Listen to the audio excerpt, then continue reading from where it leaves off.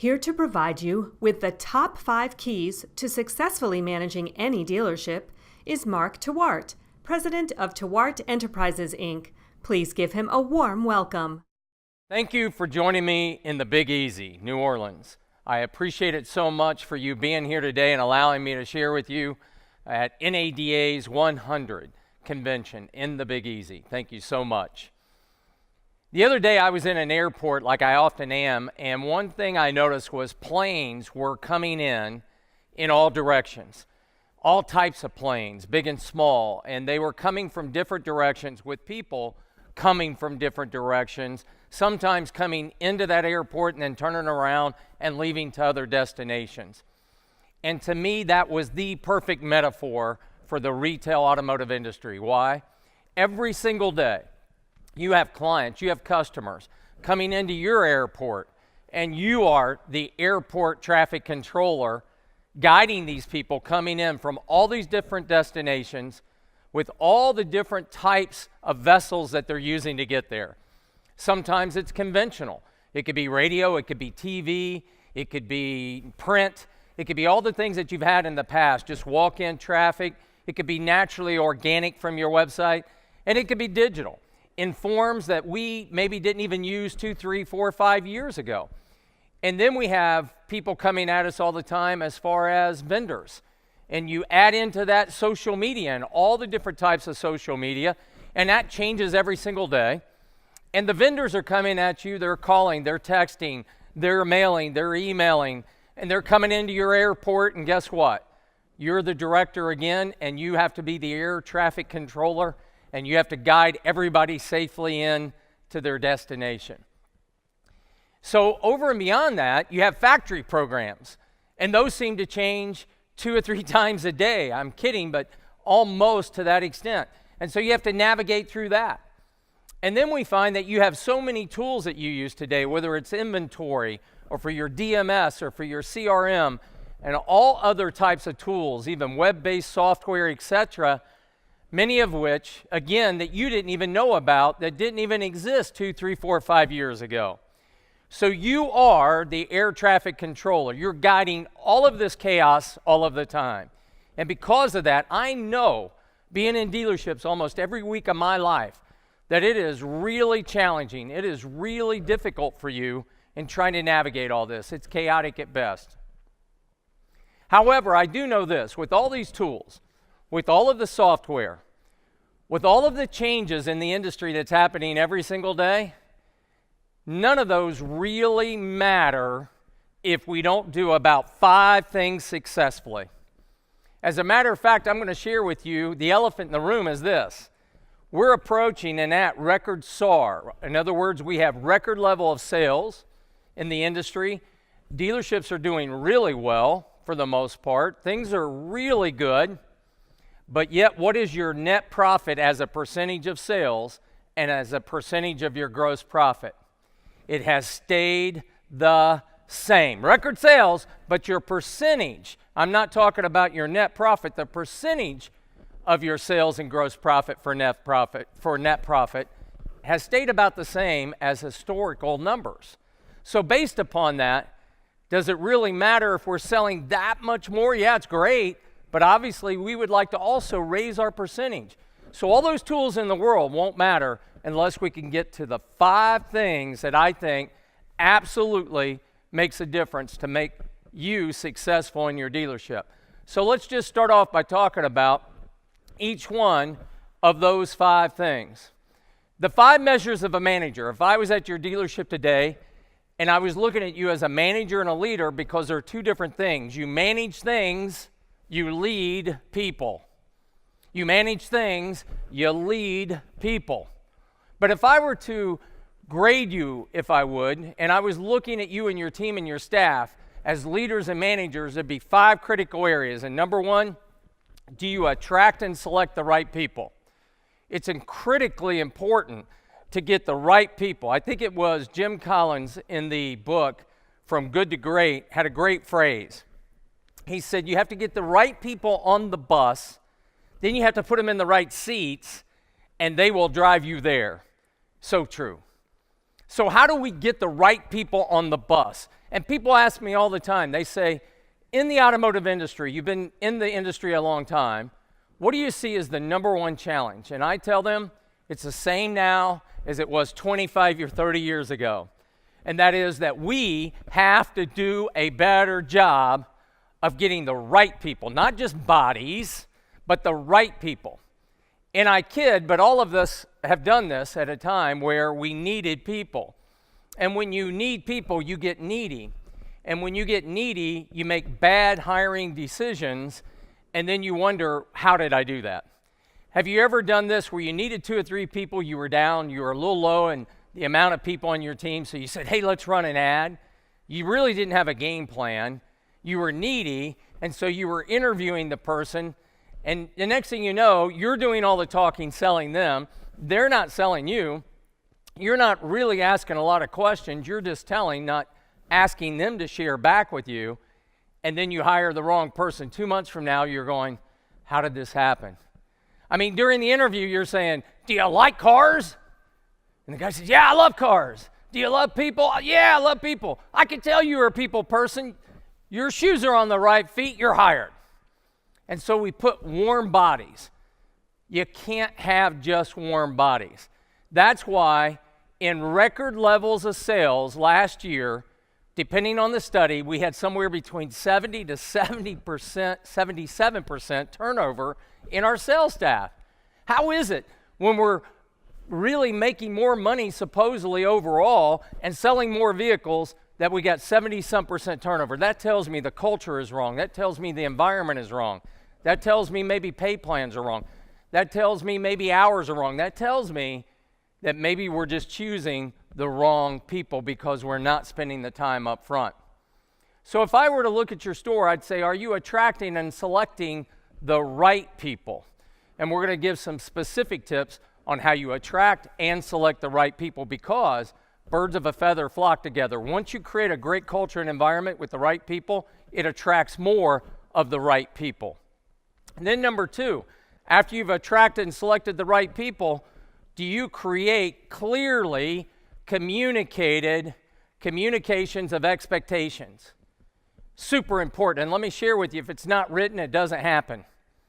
We're a very verbal group. We're a very entrepreneurial, ADD, fast-paced, A-type personalities usually. It goes against our grain to write things down. We just want things to happen, get it done now. The reality is, though, if you don't write it down, you don't take the time to back up, to put it to paper, it's as if it never happened. And what you don't write down goes away quickly. You have to not only communicate informally, but formally. And the more you formalize things, it is easier to communicate informally as well. So clearly communicated expectations. You get in life what you tolerate, both good and bad. And when you put things to paper as to what your tolerations are, both good and bad, you'll begin to know that if you won't tolerate the bad, you'll get more of the good comes into your universe, I promise you. The third thing is educates. I believe in education, ongoing continual education, and we're going to give you the best ideas I can give you in a few quick tips to educate your people. First of all, we hear a lot about training. And one of the things we do, obviously, is we train. But somebody asked me one day, they said, well, do you believe in training? I said, I believe in more of education. They said, what's the difference? I said, well, if you were to send your daughter to school, would you want her to get sex education or sex training? Well, I may not want either, but if I had to pick, I'm going to go with the education. Education is after you have learned what's right and what's wrong, at that point you can adapt and you can begin to be self-actualized. It's nothing more than Maslow's hierarchy of needs in Psychology 101. You got to move up the channel to become a self-actualized person to where you also begin to self-educate your personal self. One of my mentors, Jim Rohn, said it best. He said that a college education can get you a job, but self-education can make you rich. No truer words have ever been spoken. So we're going to give you a few quick tips about how to educate your team to get better every single day. Now, after you educate them and continually educate them, I think the next one you have to do is you have to motivate them. And this one's a little bit controversial because you say the best people are self-motivated, and that's absolutely true. And we're looking for self-motivated people. But I'm going to share with you a little law that I go by that will tell you that a whole lot of people are not self-motivated all the time. And in a sales environment, they do need some extrinsic motivation over and beyond their own intrinsic motivation. So we're going to try to work on giving them motivation. Now, it is a little controversial. Why? Because I recently heard a great podcast, and there were two ex-Navy SEALs. And they asked the one Navy SEAL, what's more important, discipline or motivation? And he said, well, in Navy SEAL training, and in my belief, we hold motivation at its lowest level. Discipline is what is important. I thought that was so interesting, and I agreed with this gentleman. He said that in times of chaos, when you're tired, you're hungry, you're failing, things aren't going well, and it's a chaotic situation, then what is most important is your daily discipline, because immediately, what goes away first? What wanes? Motivation. You're tired, you're hungry, it's chaotic, you're failing. What you want to do is fail forward, not backwards. And when you fail backwards, you're quitting because you're giving up because you didn't have the discipline to continue on with just the next step to try to reach your eventual mission. So if I have to choose, I want to go with the discipline of the education on what your mission is. However, I do know that as a good leader, we're going to have to throw in some motivation, and we're going to talk about that and what we do and how we do it. People want and look to you as a leader.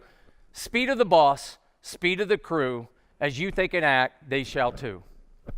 Then we're going to look at, over and beyond that, the fifth thing is what I call holding people accountable.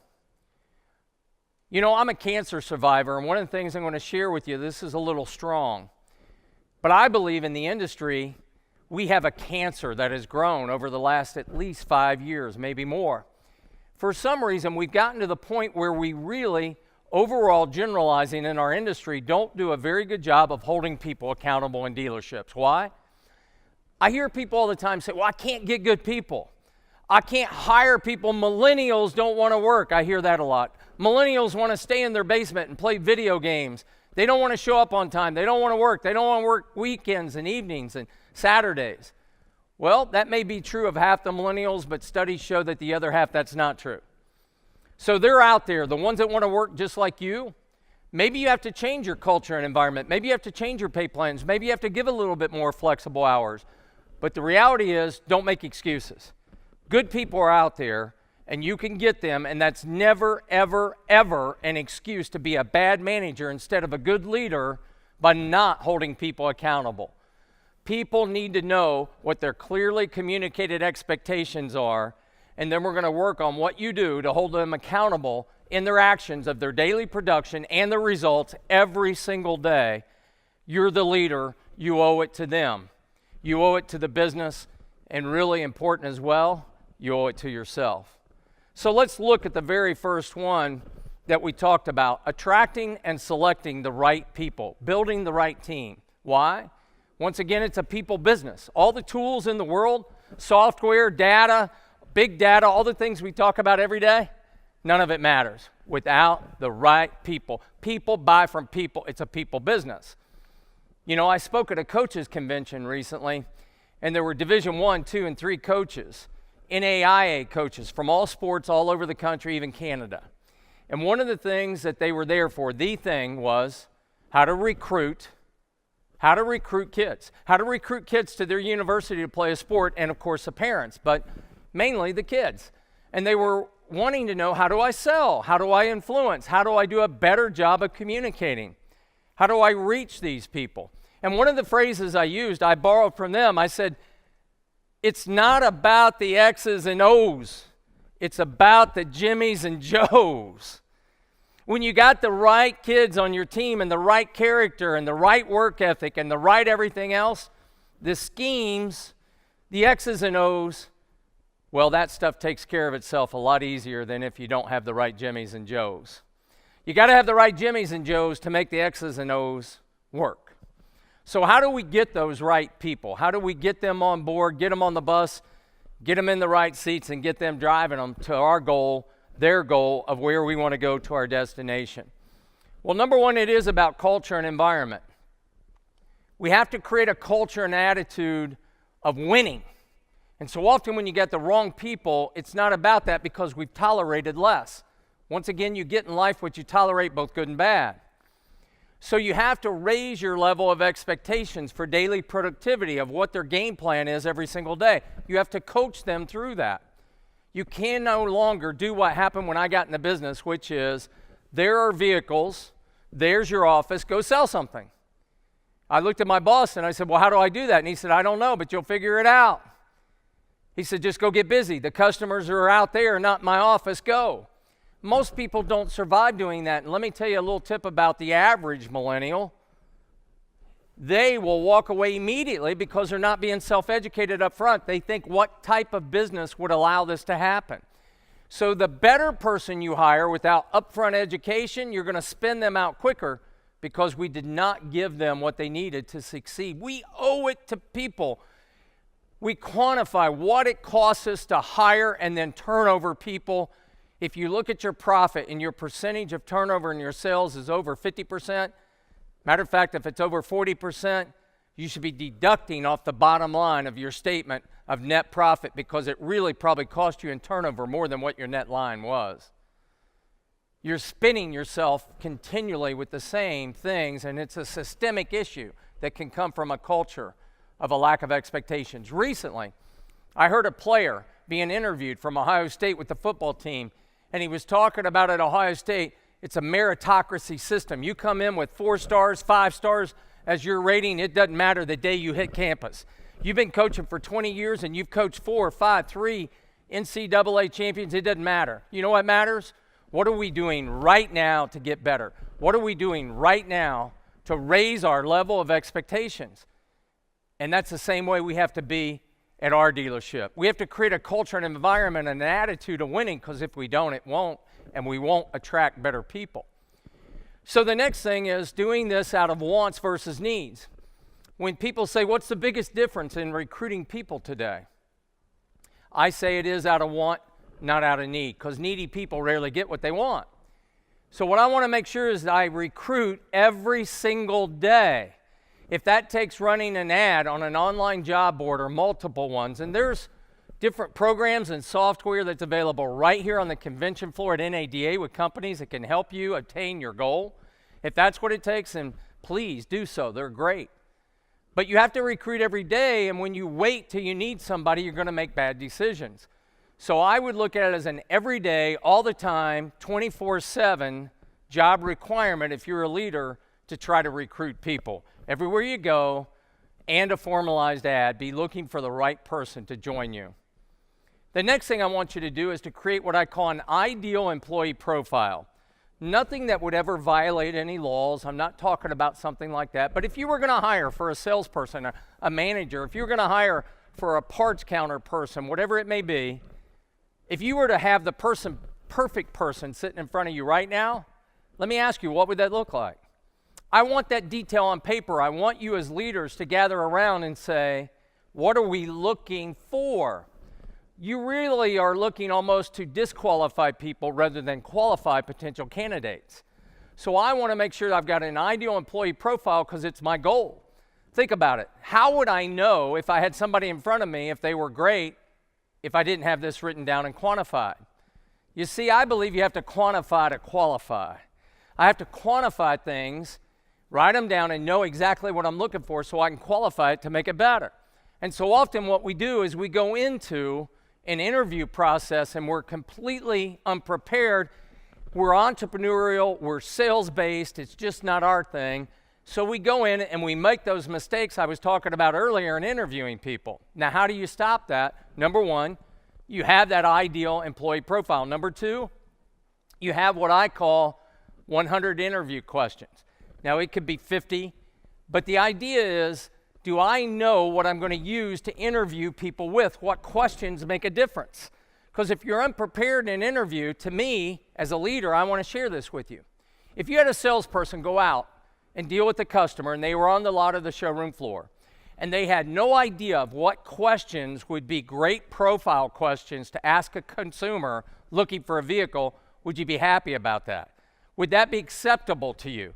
That you were just sending somebody out to wing it, to practice on a customer without knowing what you're going to ask and what you're going to say? No, it would be crazy. That's sales suicide. But yet that's what we do often in the dealerships when we're interviewing people. I want you to be prepared with your sales process, your interview process, if you will, what it looks like from the moment you sit down or when you engage them online, going forward all the way through, and then the process of the question. I'm just going to share with you something that I ask, maybe you've never asked before. I like to ask people, what was your first job?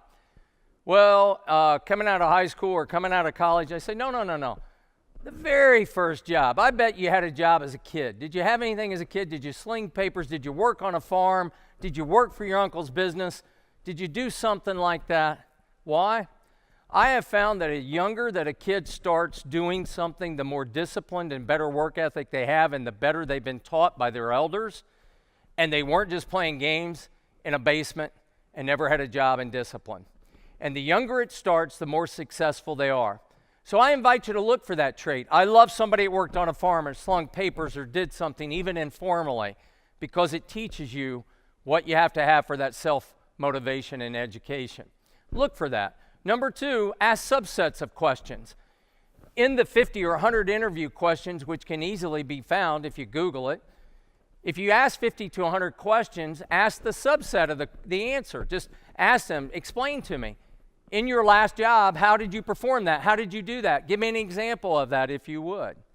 And you're going to find that you'll eliminate what I call that good interview, bad hire.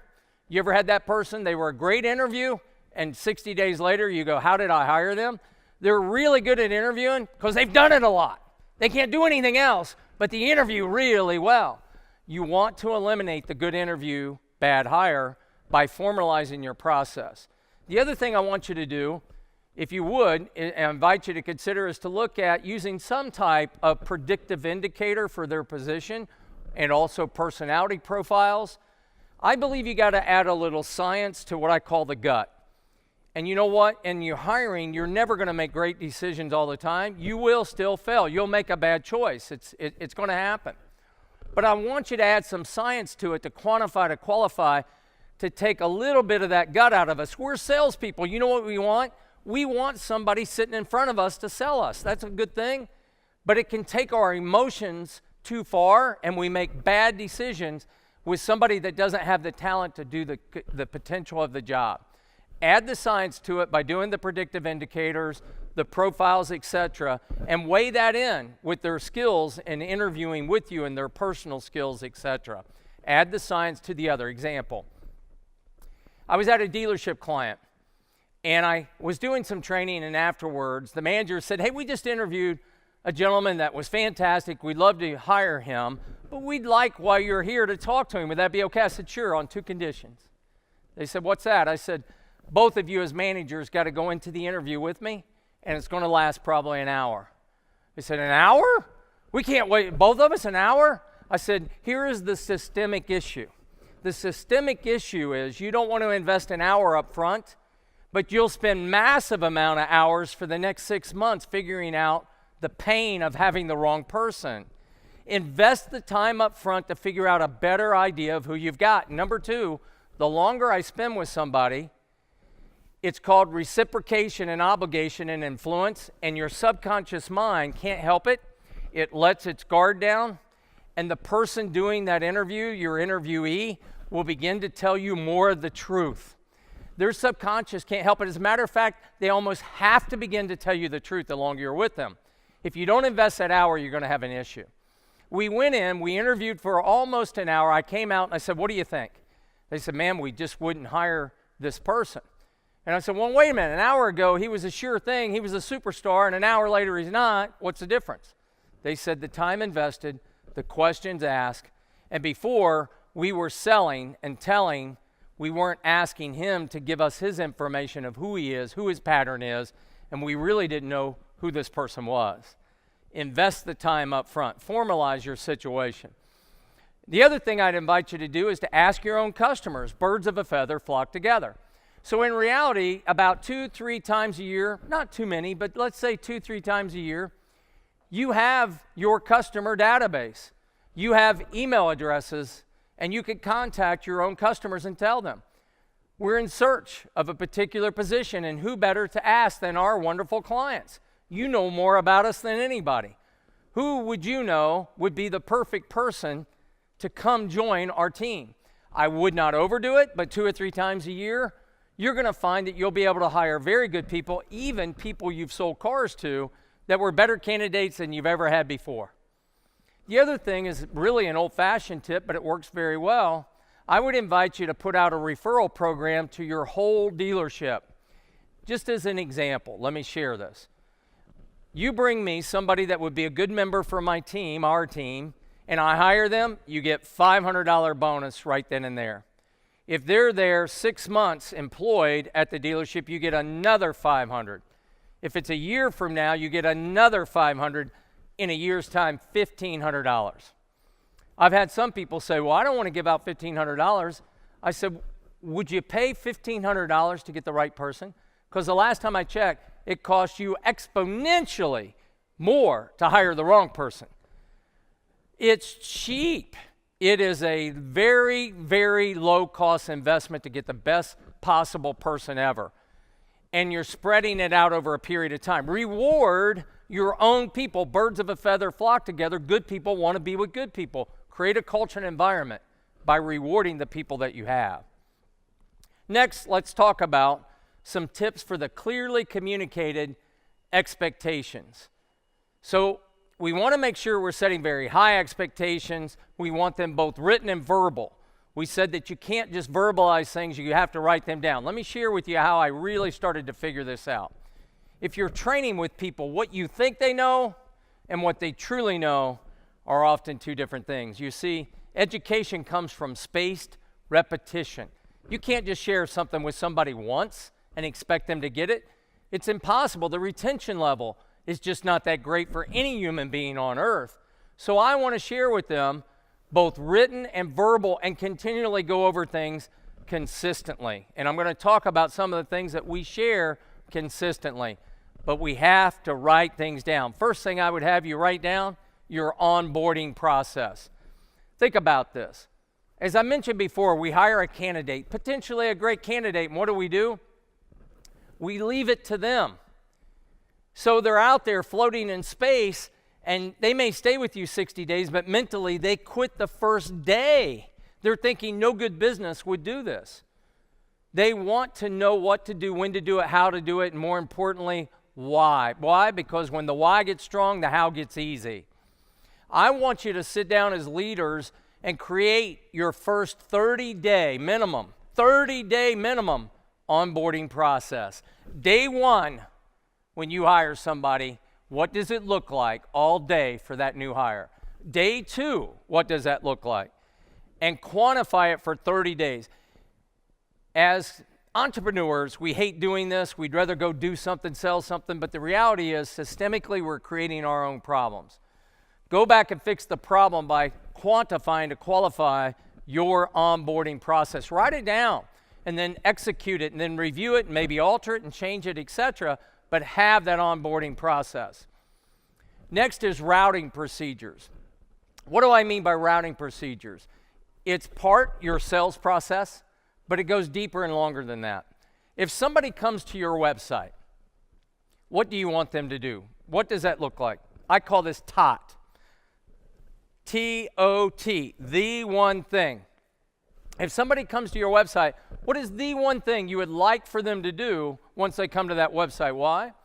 Because I found we have such menu-based websites with so many different things, and then we've added widgets, and we've added social widgets, and all the other widgets, and we think we're going to get somebody to pick what they want.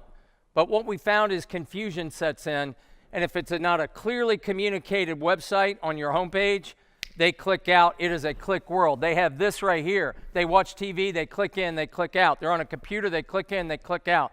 People don't wait for you to make it easier for them. You've got maybe a second and a half, two at tops, to get them engaged to where you want them to go. What is the one thing? Quantify it, put it down on paper. When somebody calls in, what does that call look like? How do you want that call answered? What is to be said? Where is it to be directed? And put it to paper. If they come up to your dealership, one of the best things you could do is drive across the street, sit there in a car for 2 hours, look at your dealership and say, what does it look like? What is the egress and ingress of people coming out and in? Does it look the way I want it? Is it displayed, merchandised the way I want it? How does this look? And we rarely do those things to quantify what it actually looks like at our dealership. Now when they pull in, what happens? Who greets them? What is that greeting? So you begin to put not only your sales process in order, but you also want to put down everything that is required by each person. Sales, F&I, sales manager, paperwork, everything is a part of this. This is what I mean by a routing procedure. From beginning to end, what does the totality of that look like written down? I'm going to tell you why. If I go into your dealership right now and I ask 4 salespeople, 3 different managers, tell me what your sales process is, here's what you're going to find. You almost always get completely different answers. You may say I have a 6-step, a 12-step process, but I'll ask 4 people or 3 managers, and none of them will ever give me the exact same answers as to what that process is. And you say, well, they have to know. I'm telling you right now, I found one thing. If you don't communicate it and write it and go over it continually, what you think they know and what they do know and what they execute is 2 totally different things. You can never over-communicate. Matter of fact, let me share with you. Great dealerships always have leaders who are great communicators. Poor organizations always have leaders who are poor communicators to almost no communication. You can never over-communicate. Write it down and then put it together for routing procedures. The other thing in this, in your routing procedures, I think is important. I call these black-white issues. Black-white meaning there is no gray. It is what it is. I don't want a million of these things. Why? Because it makes your business very dictatorial. It takes away creativity from people, and I don't want to do that. But there are certain things that you must state very clearly. There is no black, there is no white, there is no gray. It's black or white. This is what we do. And that may be 100% TO, turnover to the finance department at point of sale and then at contract. That may be, let me give you an idea for me, a couple of things that I had as 100% black-white procedures. First of all was daily education. We required daily education, even if it was for 10 minutes every single day where we did training. And I'll never forget, we took over a dealership and I had a salesman, 25 car a month salesman, great salesman. And he came into my office once I communicated we're going to do 10-minute daily sessions and said, and he was a gruff man. He was, at that point, a lot older than me. And he said, Mark, I hope you understand, I sell 25 cars a month, and I've been doing it a long time. I know what I'm doing. And I know the rest of these guys here need this, but I really don't. So I'm not going to be coming to those sessions, and I know you understand that. And I said, Roy, I really appreciate your service here, and I'll definitely give you a great recommendation. He said, you mean you'd fire me? I said, no, sir, I already did. I just fired you. I don't want to fire you, but I just did, and let me share with you why. I will never, ever, ever give up higher expectations, give up the performance of the team for one person. Never going to happen. And the one thing I know, if you sell 25 cars a month, you have the capability to sell 30 and 35. I never met a person that couldn't do it. It means you have great work ethic. It means you have great talent. It means you're a superstar. And if I were to allow you to not be better as a superstar and to tell the rest of the team that they don't have to get better, what kind of leader would I be and what culture and environment would I create? So let me be extremely clear. Never going to happen. Now, what I'd love to have is 30 days from you of trust that I can benefit you and you can benefit you and that you will get better with a little bit of extra education. If you could do that, I want to have you. If not, this is your last second. Make your decision. He stayed 30 days later and he came in. Well, I guess I learned a couple of things. And of course, his sales has went up just a little bit to about 28 from 25. But you know what it did? And you know what it told the rest of the team? We have high expectations, and this guy's fair, but he doesn't play. You don't play. We all get better every day or we go away. In the Army and in the forces, I think they say you move up or you move out, but you got to move up every day. You got to try to get better in your expectations. That's a black-white issue for me. Another black-white issue in our clearly communicated process was what I call a daily save-a-deal meeting. Every single day at 8 o'clock, managers, we met together in the finance department. We went over yesterday's traffic and the results of that traffic. How many did we have that came in the door? How many did we demo? How many did we write up? How many did we sell? How many did we deliver? What sources brought them into the dealership? How many internet leads do you have? Where did they come from? And what was the results as well? How many phone calls, etc. Then we said, okay, in our yesterday sold deals, we went over the 1, 3, and 5 rule. Where is that deal right now? Is it in F&I? Is it in the back office? Is it at the bank? You got 1 day from data sell to get it in and out of F&I, 3 days to get it out of there and the back office, 5 days from data sell out of both and fund it. Now that's a little dated because today we could do instant funding with some sources, and sometimes with the secondary source it may take you 6, 7 days to get something funded. But overall, what we're doing is we're monitoring 1, 3, and 5, not just that we sold something, but that we're moving our money and we're moving things quick. Why? We are in the now business. And when you create a now business, I always say this: you want to give me a dealership, I think every dealership on earth, period, bar none, can increase their sales this month by up to 10% minimum by one thing only: an increased sense of urgency. You show me an increased sense of urgency in any business on earth, and I'll show you one that does better immediately with no more tools. Just the same people, but an increased sense of urgency. We are in the now business. Get in the now business by doing your save-a-deal meeting. Go over those sold deals. Where are they at? Which funding lender did we use and why? Did we show these people a buy or a lease? Now, the next thing I do after I go over all my sold deals in the disposition is the unsold. Which ones did we not sell? And I want to make sure that we're calling them back right now as a manager, not just a salesperson. Why? You turn over to a manager with a person of authority to see if we could create a deal. So when I also go over this, I have what I call walk the wheel. I would invite everybody to create a little wheel back at your dealership. You'll label it walk the wheel, and you'll have little parts coming out on this wheel. And you'll label them. In other words, if a customer came in on a new car, before they left, did you show them a used car, pre-owned? If they came in on a pre-owned and did not buy, did you show them a new car and give them an opportunity there or a demo? If they came in on a buy, before they left, did you also give them a lease opportunity? If they came in on a lease, did you give them a buy? Did you have a rate buy down? I was working with the dealership one day, and they said, hey, we just had a customer that had left, and he has a construction company. He has a free and clear vehicle, a truck, trading it in on a brand new truck. And it was 0% interest. I said, did you offer him, if it's legal in your area and state, cash back for his vehicle? And they said, no, we just didn't think about it. I said, if I have a person with complete equity, I give them an option of taking the cash equity back in a check form to unearth that cash and put it in their pocket. And you know what? Whether somebody's got $1 million or no dollars, cash talks. And I said, think about this. You're moving somebody from a vehicle with no warranty to a warranty. You're moving somebody from miles to no miles. You're moving somebody from a pre-owned vehicle to a brand new vehicle, and you're moving somebody where you're going to take the equity being held in their trade, which depreciates more than anything on earth, and you're giving it to them instead of letting it go down in value, and you're replacing it with a 0% loan. There's zero reason why a business owner wanting a new truck wouldn't be interested in this. We wound up putting this deal together. But the idea of walking the wheel is nobody is so good that you have all the answers all the time.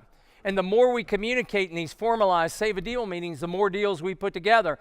We started doing that exact same walk the wheel save-a-deal meeting as a sales meeting about once a week, where we take any unsold deal, put all the information up on the board, write down what happened from beginning to end, what the objection is, why they said they did not buy, and open it up for the room. It was a learning experience, and we almost always came up with ideas to try to put something together for the client that we did not sell. I call that walk the wheel. So you're going to go over your sold deals, your unsold deals. You're going to see if there's something you can do to put it together. Then we're going to walk after walking the wheel, we're going to go over any dealer trades. Where are they? Who's responsible? I also had heat sheet items. Is there a kit contract needing signatures, needing stips, needing this, needing that, needing a title? We all walk out with certain responsibilities to fix those issues. Now, business. And you have to report back the next day as a leader, did you fix this unfixed issue? And then we have contracts in transit, as I mentioned. If it's at the bank, how long has it been there? Let's get our money. It's ours. So we're formalizing all of these things every single day. Why? Because number one, we're communicating and we're leaving no thing unturned. Everything gets turned upside down and we look at it and we miss almost nothing. Next, after that, what we do is I would invite you to go and do one-on-one coaching with each salesperson.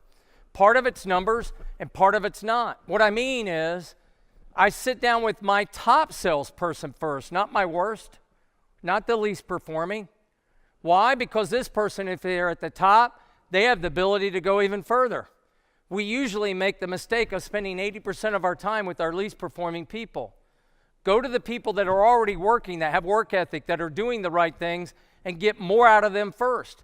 Sometimes they're so good, it's just you're sitting down and saying, what can I do for you today? But most of the time, we're going to go over yesterday's numbers. How many people did you talk to physically? How many did you demo? How many did you write? How many did you sell and deliver? What did you do? How many appointments?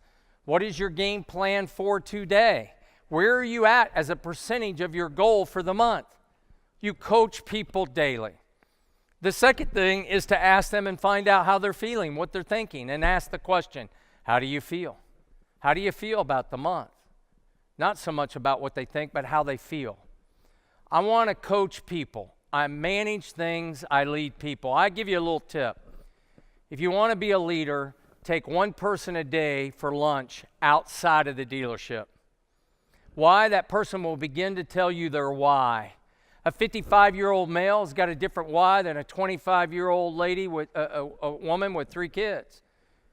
Often everybody's got a little different why. In other words, what is your motivation and leverage point so I can help coach you to find it and to get leverage on yourself? Why? I can never motivate you as well as you can motivate yourself if I can tell you and figure out how to tap in to your own level of motivation. How to find your own source, that's what we're looking for. So I want you to do Save a Deal meetings. I would love for you to do a one-on-one session with each salesperson every single day. And know that you're going to call their customers, they're unsold, some of them right in front of them.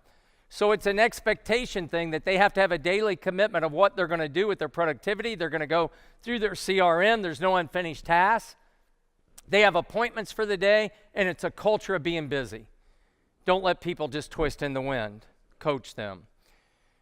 Ongoing and never ending. You do it every single day, and another little formalized process I do is called a review preview. About the 5th of the month, after we've closed out the month, one by one, I bring salespeople to my office. I go over last month, all their productivity, their sales, their money, their attitude, subjective ideas, as well as regular things that I'm looking at as far as numbers. And then I look at their goals. How much do they want to make? How much do they want to sell? And what does that take backing that out to get there as far as a game plan? So I review and I preview. And that way they have a formal process every single month where somebody is looking at them and coaching them and they know that they are doing well. Why? I hear this all the time. I had a bad month. You don't have bad months. You don't have good months. There's no such thing. What you have is one of a few things. You either have good or bad goals, good or bad attitude, good or bad execution, good or bad review. And if you boil it down through those things, you'll no longer be a victim. It's easy for any of us to say, I had a bad month, because it's like a warm blanket that makes us feel comfortable. We just leaving it to somebody else, but you're not a victim. God didn't shine down on you and say you're going to stink this month. It's really up to us, takes personal responsibility. Even if you don't believe it's true, if you believe there are external factors, don't allow it, because if you say it once, you'll say it 1,000,000 times. My son's a junior in high school, and he drives to school, but for all the years that I took him to school, I told him the exact same thing every single day that I dropped him off at school, the exact same thing. I said, Jake, think big, live large, you're in charge. Think big, live large, and you're in charge. Think big. It's as easy to think big as small. It's more inspiring. Live large doesn't mean a bigger house or a bigger car or more cars. It means live more emotionally, more empathically. It means more passionately and give more into what you do every day. And lastly, very important, you're in charge. Don't ever tell me an excuse. Don't ever tell me about the bad person that allowed you to not get your goal. Don't ever tell me why you couldn't do something. Because if you do it once, you'll do it 1,000,000 times. So every single day, all those years, think big, live large, you're in charge, you are not a victim. Express that mentality in the dealership. We don't have good or bad months. We have what we create. We have what we attract. And once you do that, you set higher expectations. Then after we do the coaching, this creates between the review, preview, the coaching, and the save a deal, fail-safe systems. You're not letting people fall through the cracks. We're growing people to the highest level of expectations. Next, we know we have to educate people, and we have to do it daily, as we talked about every single day. Even if it's just 10 minutes, is better than 30. Why? Your brain can only gain what your butt can maintain. And in sales, we're kind of ADD. We're wired to go get busy. So if I can give you 10 minutes of something really specific, whether it's a visual teaching, an auditory teaching, or role-playing of kinesthetic, or bringing an outside source to talk to you, I once started rotating salespeople once a week to let them do the 10-minute meeting. I had a gentleman who was a bodybuilder, and he said, most of you guys, some of you are smokers, a lot of you are on the go, you don't eat well, you don't exercise. He says, you're killing your bodies, you're killing your mind, you're killing everything. Let me share with you 10 minutes that might be able to help you. So he gave nutrition and exercise ideas. It was great. Had another person talking about first impressions and dress. Had another person talking about attitude.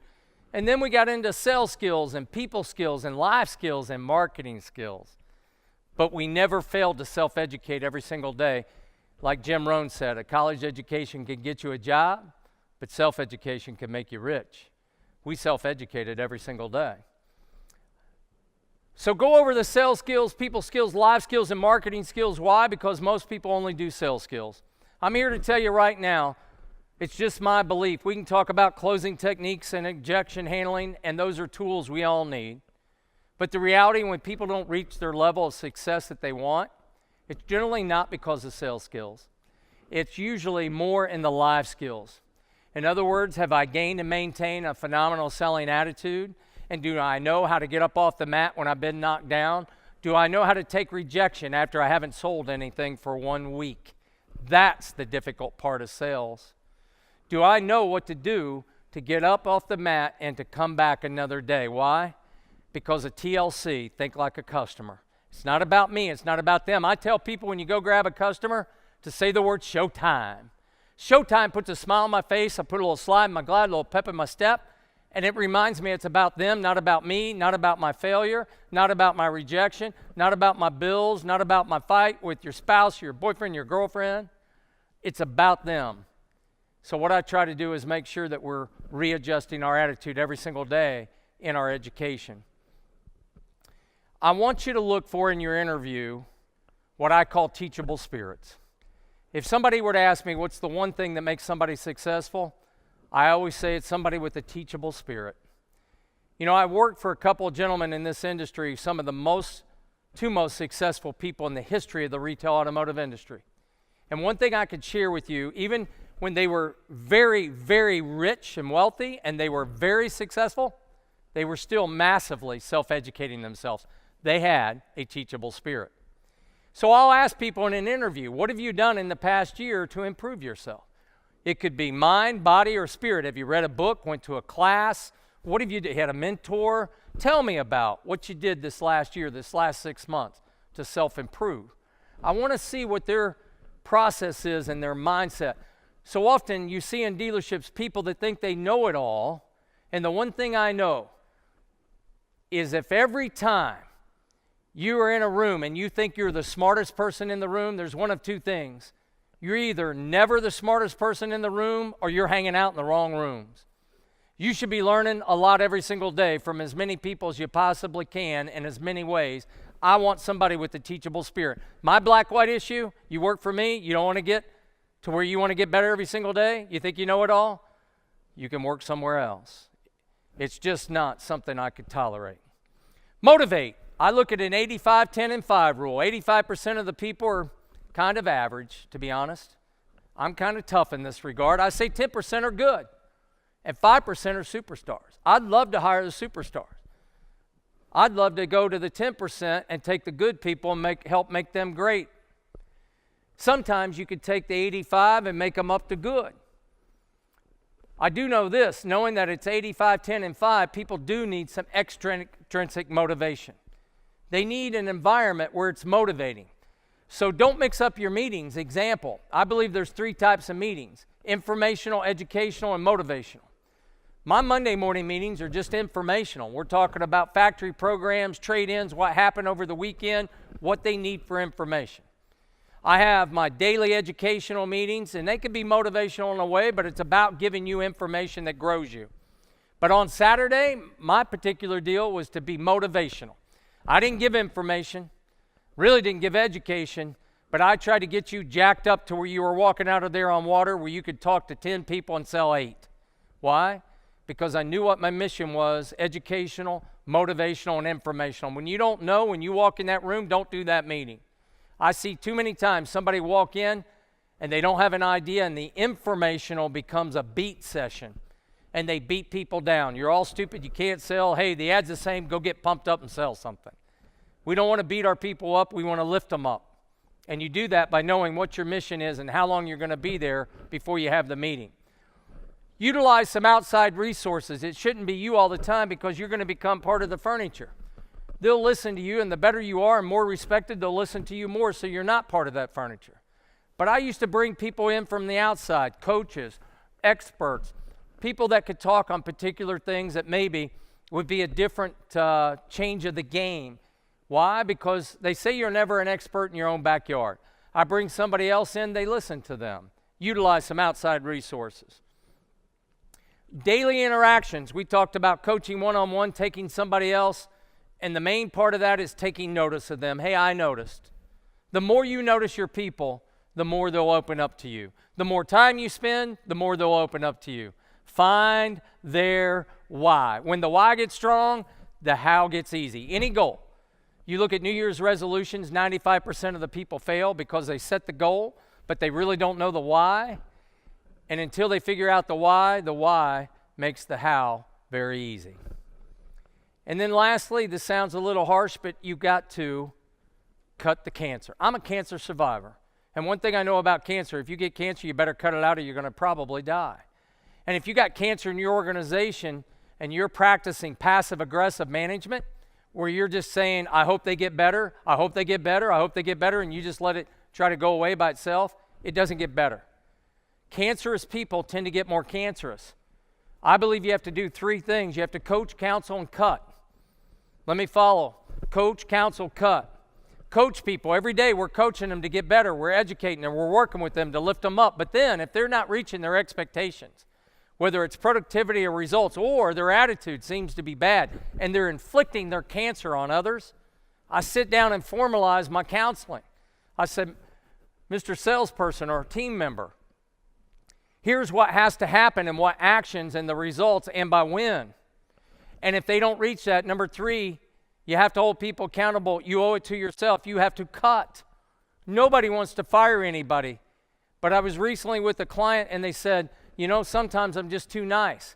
And you know what I told him? I said, hey, we have a good relationship, so I think I can say to this to you. I would have said you were too nice before as well, but I'm going to take a different approach. I believe you're mean, exceptionally mean. He goes, nobody's ever called me mean. I said, you use the excuse of being nice to tolerate bad behavior, bad attitudes, lack of production, and lack of production from coaching and counseling your people. And because of that, you're mean to yourself, you're mean to your team, you're mean to your business, and you're mean to the good productive employees because they look at the non-productive and the cancerous people and say, he tolerates them, so why should I be here? So I'm going to say that you're not nice, you're mean. I invite you to look at it in a little different way. So we want to motivate people, but we want to help them to motivate themselves. And as we talked about, you want to hold people accountable by coach, counsel, cut. Coach them, counsel them, cut them. Listen, our job is not to fire people. We hired them. If they lose, we lose. If they fail, we fail. It's our fault. We either hired the wrong person, didn't give them what they want, but I believe that I fail every single time somebody in my team fails. Coach, counsel, cut. Let them know that's your process. Raise the expectations. We said that you got to be in the now management game. When you are having a sense of urgency about getting things done right now, everybody in your organization gets it done right now, and everybody raises their level of performance. We're not a tomorrow game, we are a now game. This is eliminating what I call passive-aggressive management. Often in dealerships, what happens is a leader, so-called, I call it a bad leader, maybe a good manager, but a bad leader, doesn't talk to the person about failing performance or lack of productivity or inappropriate behavior, etc., until where it gets so bad that we either blow up emotionally or we fire them. Nobody should ever be fired walking away not knowing that this was going to happen.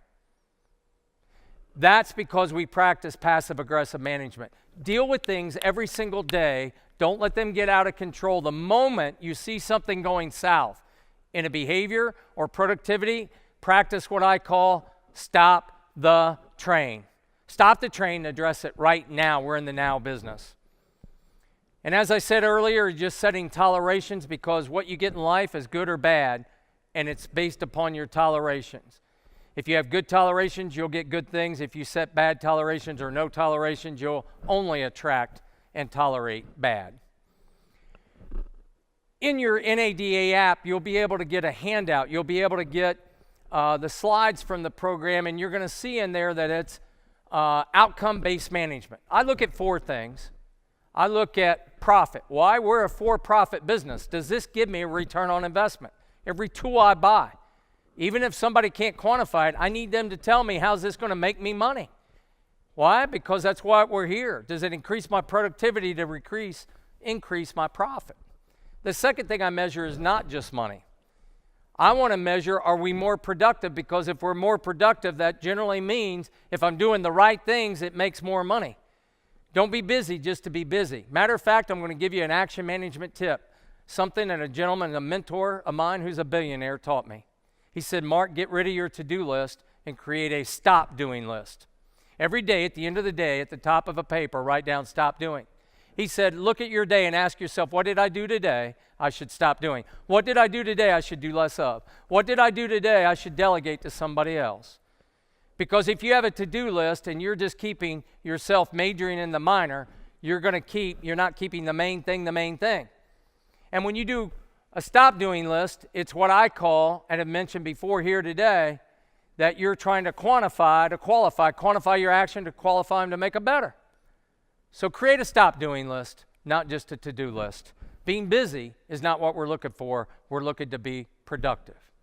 Then I look at retention, my customer retention, sales retention, and team retention.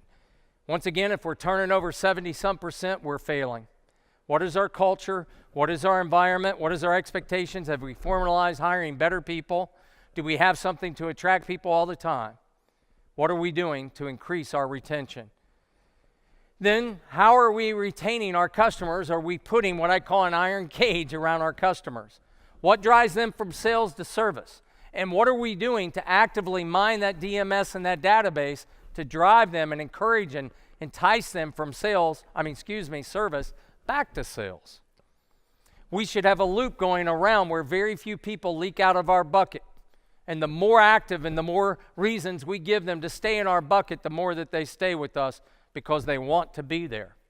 Address the retention. And then lastly, what I call customer service. Remember this in sales for the rest of your life. The root of the word sell means to serve. It gives you a different perspective. The root of the word sell means to serve. You're not selling somebody. You're not doing something to somebody. You're helping somebody solve their problem. You're serving them. Take your serve game to another level, and your attitude, your demeanor of your dealership will change, your team will change.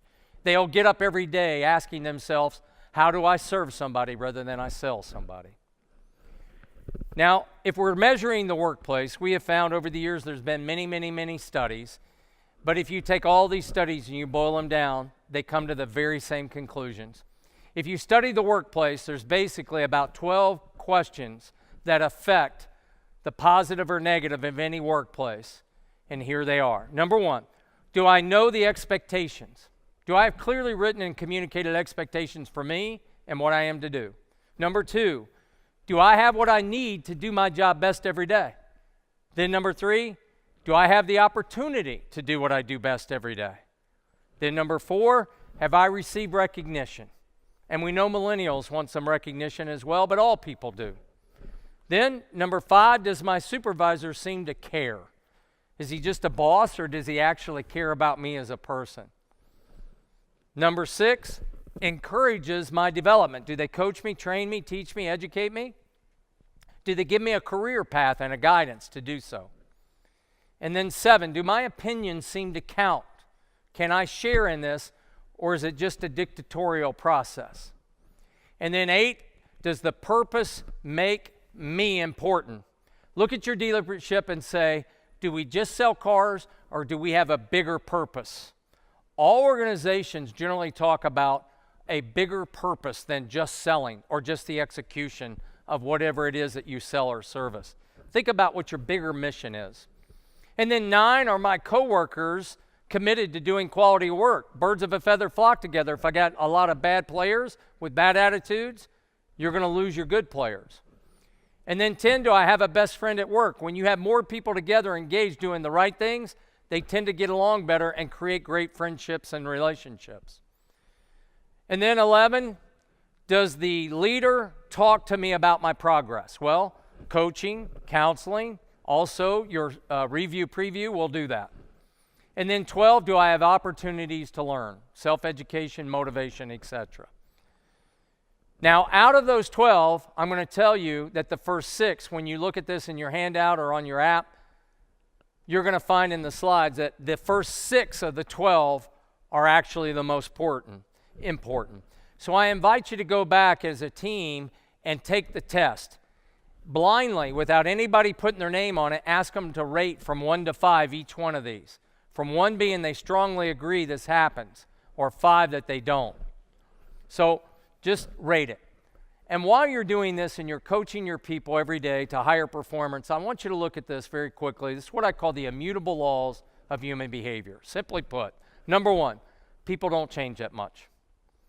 I don't want to sound cynical, but for the most part, by the time somebody's an adult, they're pretty baked in. Some people will change, but I'm talking about massive change. I can't make zeros heroes.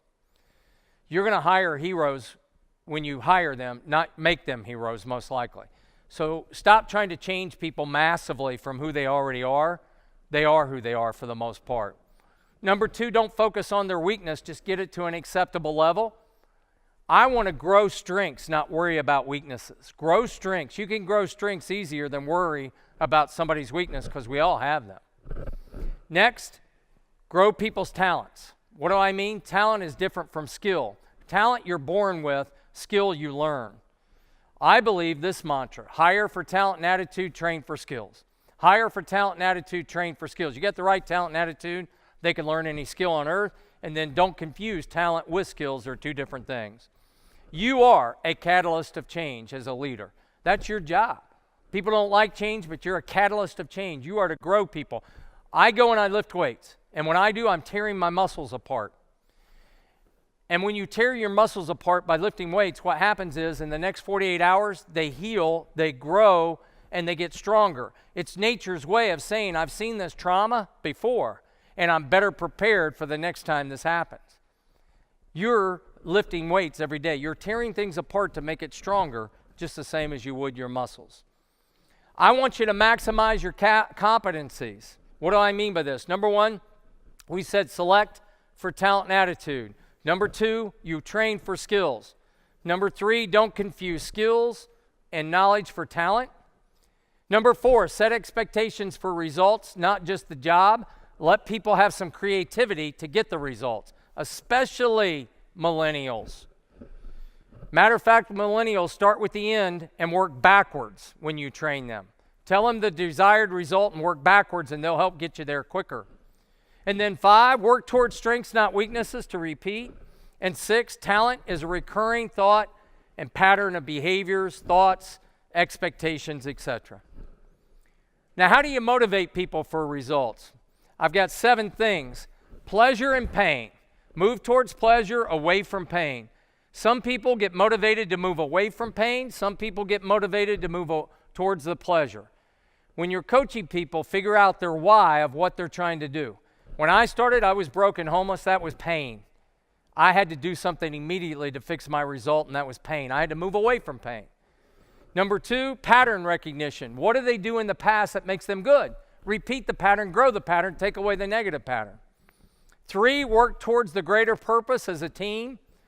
We do want team-oriented goals, especially with millennials. They don't want to look just at individual goals. They want to be a part of something.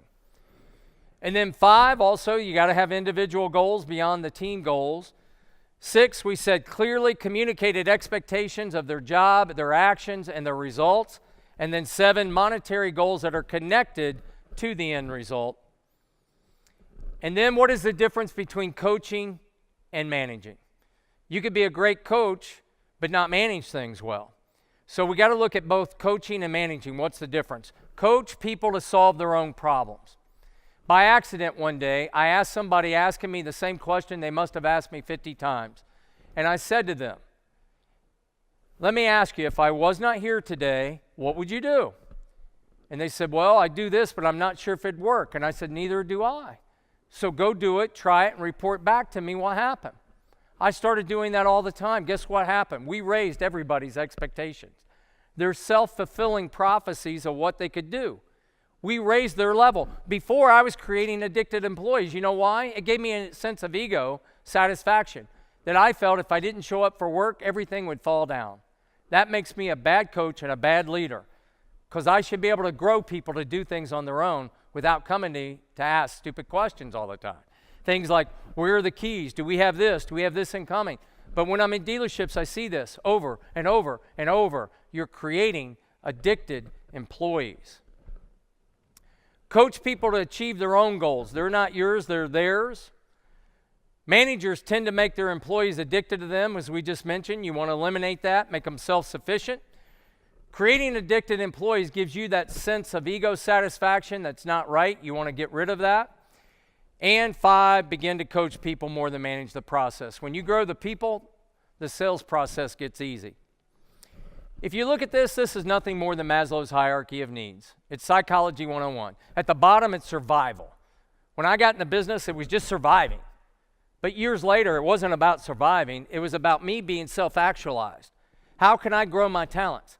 How can I take what I'm doing self-directed and make it even better to actualize where I want to go to reach my goals and help somebody else reach them as well?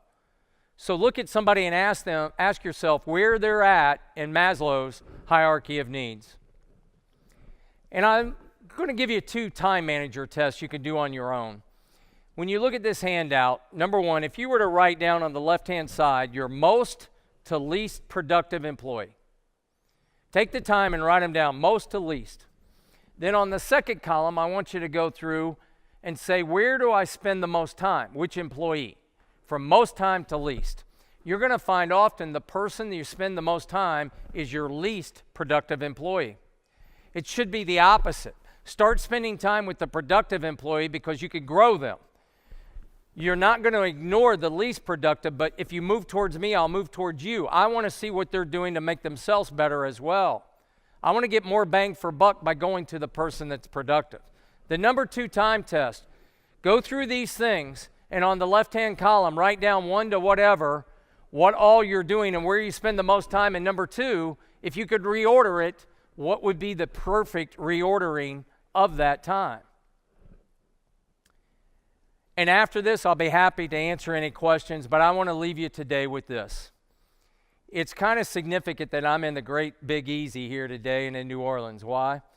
Because I'm a big blues music fan. I always have been, and there's some good blues music in New Orleans. And there was a great blues guitarist who I loved. He's now passed, but the late, great Luther Allison, he had a saying. Luther Allison said, love your people, leave your ego, play your music. And as you leave here today and you go back to your dealership, I really can't improve on what he said.